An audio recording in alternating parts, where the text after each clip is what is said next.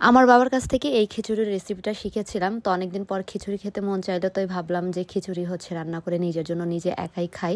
মূলত আমি তেমন কোনোই রান্না পারি না, হাতে গোনা ২-১টা রান্না পারি, তাও আমার বাবার কাছ থেকে শেখা।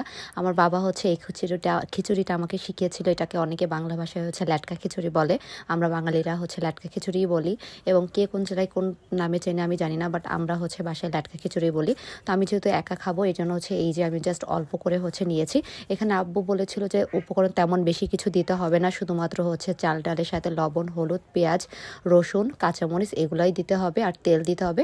আর আব্বু বলেছিল যে যত বেশি পরিমাণে তুমি ব্যাপারটাকে পুরো জিনিসটাকে বেশি পরিমাণে মাখাবা, তত বেশি পরিমাণে এটার টেস্টটা বেশি আসবে। এর জন্য আমিও আমার বাবার কথাটা মাথায় রেখে জিনিসটাকে খুব বেশি টাইম নিয়ে কিন্তু মাখালাম। অ্যান্ড মাখানোর পরবর্তী পর্যায়ে আমি তেলটা আগে দিলাম, কেননা যদি তেলটা আগে দিয়ে দেই তাহলে কিন্তু মাখানোর সময় হাতে পুরোটাই জড়া যায় এবং ভালো করে মাখানো যায় না। এর জন্য আমি কি করলাম যে তেলটা পরে দিয়ে দিলাম। তারপরে এই যে অফ ক্যামেরাতে আমি পানিটা একটু বেশি পরিমাণে দিয়ে দিলাম, যেহেতু আমি ল্যাটকা খিচুড়ি তৈরি করব। এই জন্য পানির পরিমাণটা একবারে বেশি পরিমাণে দিয়ে দিলাম। গ্যাসটাকে অন করে দিলাম। এই খিচুড়িটা আপনারা একবার বাসায় তৈরি করে খেয়ে দেখতে পারেন, এত বেশি পরিমাণে মজা লাগে যে একবার খেলে বারবারই খেতে চাইবেন। আমি জাস্ট ওয়েট করতেছিলাম, আমার অনেক ক্ষুধা লেগেছিল যে কখন রান্নাটা ক্লোজ হবে বা রান্নাটা শেষ হবে, জন্য ওয়েট করতেছিলাম।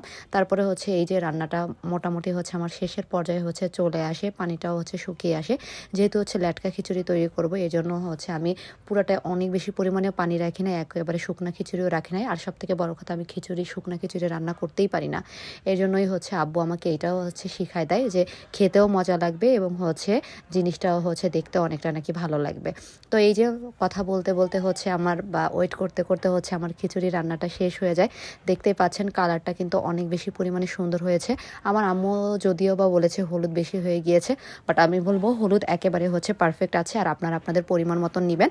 আর যে কোনো খিচুড়ির সাথে আচার অনেক বেশি পরিমাণে ভালো লাগে, এই জন্য আজকে নতুন একটা আচার ট্রাই করার ইচ্ছা হলো। রসুনের এই আচারটা ট্রাই করেছিলাম, বাট জানি না কার কাছে এই আচারটা কেমন লাগে। বাট আমার পার্সোনালি এই আচারটা আমি নিয়ে একেবারেই ভুল করেছি। একেবারেই আমার কাছে ভালো লাগেনি। রসুনটা চাবান দিলে কেমন যেন একটু টক টক লাগে, বাট এটার যে ভেতরে যে অয়েলটা দেওয়া আছে সেটা মোটামুটি খাওয়া যায়, বাট রসুনটা দিয়ে খেতে গেলে খুবই খারাপ লাগতেছে আমার কাছে। আপনাদের কার কাছে কেমন লাগে অবশ্যই সেই জিনিসটা কমেন্টস করে জানাবেন। আর ইনশাল্লাহ আপনাদের যদি ইন্সপিরেশন পাই, মাঝে মধ্যে এরকম টুকটাক রান্না বাড়া শিখে আপনাদের সামনে ট্রাই করার চেষ্টা করব। ভালো লাগলে অবশ্যই লাইক কমেন্টস করে পাশে থাকবেন। দেখা হবে নেক্সট ভিডিওতে। আসসালামু আলাইকুম।